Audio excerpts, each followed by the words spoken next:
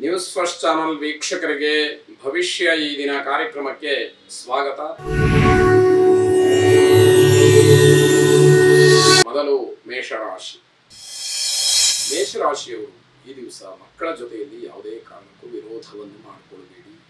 ಮಕ್ಕಳಿಗೂ ನಿಮಗೂ ಇವತ್ತೇನಾದರೂ ಜಗಳ ಆದರೆ, ದ್ವೇಷ ಕಟ್ಟಿಕೊಂಡ್ರೆ ಅದು ಶಾಶ್ವತವಾಗಿ ಉಳಿಬಹುದು ಅನ್ನುವಂಥದ್ದು. ಹಾಗಾಗಿ ಯಾವುದೇ ಕಾರಣಕ್ಕೂ ಮಕ್ಕಳ ಜೊತೆಯಲ್ಲಿ ಜಗಳವನ್ನ ಮಾಡುವಂಥದ್ದು, ದ್ವೇಷ ಕಟ್ಟಿಕೊಳ್ಳುವಂಥದ್ದು, ಮನಸ್ಸಿಗೆ ಅಹಿತವಾಗುವಂತಹ ರೀತಿಯಲ್ಲಿ ಯಾವುದೇ ರೀತಿಯ ವಾತಾವರಣವನ್ನು ಸೃಷ್ಟಿ ಮಾಡಿಕೊಳ್ಬೇಡಿ ಅಂತ ಹೇಳಿ ಸಲಹೆ. ದೈವಬಲ, ಜನಬಲ ನಿಮ್ಮನ್ನ ಕಾಪಾಡುತ್ತೆ. ಆದರೂ ಕೂಡ ನೀವು ಸಾಮಾನ್ಯವಾಗಿ ಸ್ವಾಭಾವಿಕವಾಗಿ ಹೇಗಿರ್ತೀರೋ, ಹೇಗೆ ವರ್ತಿಸ್ತೀರೋ ಹಾಗೇ ಇರಬೇಕು ಅನ್ನುವಂಥದ್ದು. ನಿಮ್ಮ ಸಲಹೆ, ನಿಮ್ಮ ಮಾತು, ನಿಮ್ಮ ಮಾರ್ಗದರ್ಶನ ಬೇರೆಯವರಿಗೆ ತುಂಬ ಅನುಕೂಲಕರವಾಗಿರುತ್ತೆ. ವೈಯಕ್ತಿಕವಾದಂತಹ ವಿಚಾರಗಳನ್ನು ಬದಿಗಿಟ್ಟು ಜವಾಬ್ದಾರಿಯುತವಾದಂತಹ ಕೆಲಸಗಳನ್ನು ಮಾಡಿ. ನಿಮ್ಮ ಸ್ವಂತಕ್ಕೋಸ್ಕರ ಏನಾದರೂ ಮಾಡುವಂಥದ್ದು ಇದ್ದೇ ಇರುತ್ತೆ. ಆದರೆ ಜವಾಬ್ದಾರಿಯಿಂದ ವರ್ತಿಸಬೇಕಾದಂಥವ್ರು, ಅದರಲ್ಲೂ ಆ ಜವಾಬ್ದಾರಿಯುತವಾದಂತಹ ಸ್ಥಾನದಲ್ಲಿರುವಂಥವರಿಗೆ ಗುರುತರವಾದಂತಹ ಒಂದು ಕರ್ತವ್ಯ ಪ್ರಜ್ಞೆ ಇರಬೇಕು ಅನ್ನುವಂಥದ್ದು ಮುಖ್ಯವಾಗುತ್ತೆ. ಸರ್ಕಾರಿ ಅಧಿಕಾರಿಗಳಿಗೆ ಅನುಕೂಲ ಇರತಕ್ಕಂಥದ್ದು. ಶತ್ರುಗಳು ಈ ದಿವಸ ನಿಮ್ಮ ವಿರುದ್ಧವಾಗಿ ನಡ್ಕೊಂಡ್ರೂ ಕೂಡ ಏನು ಪ್ರಯೋಜನ ಇಲ್ಲ. ನಿಮ್ಮ ಮುಂದೆ ನಿಮ್ಮ ವಿರೋಧಿಗಳು ಏನೂ ಮಾಡೋದಕ್ಕಾಗೋದಿಲ್ಲ ಅನ್ನುವಂಥದ್ದು. ನಾರಾಯಣನನ್ನ ಪ್ರಾರ್ಥನೆ ಮಾಡಿ. ನಾರಾಯಣ ಪರಂಜ್ಯೋತಿರಾತ್ಮ ನಾರಾಯಣ ನಾರಾಯಣ ಪರಂ ಬ್ರಹ್ಮ ನಾರಾಯಣ ನಮೋಸ್ತುತೆ ಎಂಬುದಾಗಿ 24 ಸಾರಿ ಅದನ್ನ ಹೇಳಿಕೊಡಿ. ಶುಭವಾಗಿ. ವೃಷಭ ರಾಶಿ. ನಿಮ್ಮ ಎದುರಾಳಿಗೆ, ನಿಮ್ಮ ವಿರೋಧಿಗೆ, ನಿಮ್ಮ ಶತ್ರುವಿಗೆ ಸರಿಯಾದಂತಹ ಉತ್ತರವನ್ನು ಕೊಡಬೇಕಾದಂತಹ ದಿವಸ ಇದು. ಇದರ ಅಗತ್ಯತೆ ತುಂಬ ಇರುತ್ತೆ.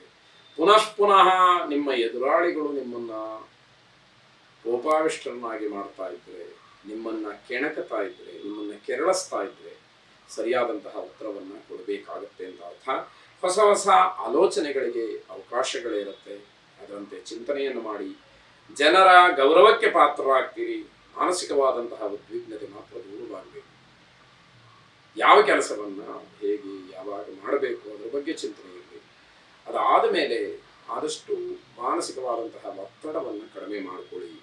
ಹೊಸಬರು ನಿಮ್ಮ ವ್ಯವಹಾರದಲ್ಲಿ ಕೈ ಜೋಡಿಸಬಹುದು. ಅದು ನಿಮಗೊಂದಷ್ಟು ಅನುಕೂಲವನ್ನ, ಸಹಾಯವನ್ನ ಮಾಡಿದಾಗುತ್ತೆ.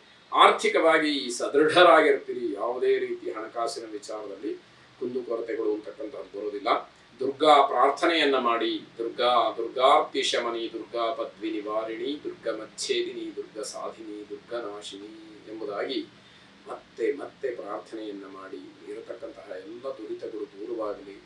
ಶುಭವಾಗಿ. ಮಿಥುನ ರಾಶಿ. ಅನಿರೀಕ್ಷಿತವಾದಂತಹ ಧನಾಗಮವಾಗಬಹುದು. ಸ್ವಾಭಾವಿಕವಾಗಿ ಆಶ್ಚರ್ಯ, ತುಂಬಾ ಸಂತೋಷ ಆಗ್ತಕ್ಕಂಥದ್ದು. ವಾಹನ ಖರೀದಿಯ ಚಿಂತನೆಯನ್ನು ಮಾಡ್ತೀವಿ. ಹೊಸ ವಾಹನವನ್ನು ಖರೀದಿ ಮಾಡಬೇಕು ಅನ್ನುವಂಥದ್ದು ಮನಸ್ಸಿಗೆ ಬರುತ್ತೆ. ಉದ್ಯೋಗ ಸ್ಥಳಾಂತರ ಅಥವಾ ಉದ್ಯೋಗ ಬದಲಾವಣೆ ಅಂತಕ್ಕಂಥದ್ದು ಆಗಬಹುದು. ಇದನ್ನು ಗಮನಿಸ್ಕೊಳ್ಳಿ. ಹಣ ಹೂಡಿಕೆಯಿಂದ ಆದಾಯದ ನಿರೀಕ್ಷೆ ಇರುತ್ತೆ. ಅಂದರೆ ಹಣವನ್ನು ಹೂಡಿಕೆ ಮಾಡಿ ಲಾಭ ಬರುತ್ತೆ ಅಂತ ಹೇಳಿ ಕಾಯುವಂಥದ್ದಿರುತ್ತೆ. ವೈಯಕ್ತಿಕವಾದಂತಹ ಜೀವನ ಚೆನ್ನಾಗಿರುತ್ತೆ. ಅಂದರೆ ಕೌಟುಂಬಿಕವಾಗಿ, ಹಾಗೆ ನಿಮ್ಮ ದಾಂಪತ್ಯ ಜೀವನ, ವೈಯಕ್ತಿಕವಾದಂತಹ ಜೀವನ ಇವೆಲ್ಲವೂ ಕೂಡ ಬಹಳ ಸಂತೋಷದಿಂದ, ತುಂಬ ಸಾಮರಸ್ಯದಿಂದ ಕೂಡಿರುತ್ತೆ ಅಂತ ಅರ್ಥ. ವೃತ್ತಿಯಲ್ಲಿ ಗಣನೀಯವಾದಂತಹ ಅನುಕೂಲವಾಗುತ್ತೆ. ಬೆಳವಣಿಗೆ ಇದೆ ಎನ್ನುವಂಥದ್ದು. ಶಕ್ತಿ ದೇವತಾ ಪ್ರಾರ್ಥನೆಯನ್ನು ಮಾಡಿ. ಶುಭ. ಕರ್ಕಾಟಕ ರಾಶಿ. ಮಕ್ಕಳ ಬಗ್ಗೆ ಇದ್ದಂತಹ ಚಿಂತೆ ದೂರವಾಗುತ್ತೆ. ಮಕ್ಕಳ ಭವಿಷ್ಯ ಹೇಗೆ, ಅವರ ವಿದ್ಯಾಭ್ಯಾಸ ಹೇಗೆ, ಜೀವನದಲ್ಲಿ ಅವರ ನೆಲೆ ಕಂಡುಕೊಳ್ಳೋದು ಹೇಗೆ, ಈ ರೀತಿ ಎಲ್ಲ ಆಲೋಚನೆಗಳಿದ್ದಂಥವರಿಗೆ ಆ ಒಂದು ಚಿಂತೆ ದೂರವಾಗ್ತಕ್ಕಂತಹ ದಿವಸ ಇದು. ಅನಿರೀಕ್ಷಿತವಾಗಿ ಲಾಭವನ್ನು ಪಡಿತೀರಿ. ಹಾಗಾಗಿ ಅದು ಕೂಡ ನಿಮಗೆ ಒಂದು ರೀತಿಯ ಸಂತೋಷವನ್ನುಂಟು ಮಾಡುತ್ತೆ. ವ್ಯವಹಾರದಲ್ಲಿ ಭಿನ್ನಾಭಿಪ್ರಾಯ ಮಾತ್ರ ತಾರಕಕ್ಕೆ ಇರಬಹುದು. ಯಾಕೆ ಅಂತಂದ್ರೆ ಪ್ರತಿ ಕ್ಷಣವೂ ಕೂಡ ವ್ಯವಹಾರದಲ್ಲಿ ಏನೋ ಬದಲಾವಣೆಗಳು, ವ್ಯತ್ಯಾಸಗಳು ಆಗ್ತಾ ಇರುತ್ತೆ. ಆ ಏರುಪೇರುಗಳನ್ನ ಸರಿಯಾದಂತಹ ರೀತಿಯಲ್ಲಿ ಸಮತೋಲನ ಮಾಡತಕ್ಕಂತಹ ಶಕ್ತಿ, ಸಾಮರ್ಥ್ಯ ಎಷ್ಟಿದ್ರೂ ಸಾಕಾಗೋದಿಲ್ಲ ಅಂತ ಅರ್ಥ. ಕೋಪವನ್ನ ಕಡಿಮೆ ಮಾಡಿಕೊಳ್ಳಿ. ಶುಭ ಇದೆ. ಸ್ನೇಹಿತರ ಸಲಹೆಯಿಂದ ಉತ್ಸಾಹ ಹೆಚ್ಚಾಗ್ತಕ್ಕಂಥದ್ದು. ಜನಪ್ರಿಯತೆಯನ್ನು ಗಳಿಸುವಲ್ಲಿ ಪ್ರಯತ್ನವನ್ನು ಮಾಡ್ತೀರಿ. ಆದರೆ ವ್ಯಾವಹಾರಿಕವಾಗಿ ಅದನ್ನು ನೋಡಿದಾಗ ಸ್ವಲ್ಪ ಮಟ್ಟಿಗೆ ಕಡಿಮೆನೋ ಅಂತ ಹೇಳಿ ಅನಿಸುತ್ತೆ. ಸುಬ್ರಹ್ಮಣ್ಯ ಸ್ವಾಮಿಯನ್ನು ವಿಶೇಷವಾಗಿ ಪ್ರಾರ್ಥನೆ ಮಾಡಿ. ಶುಭವಾಗಲಿ.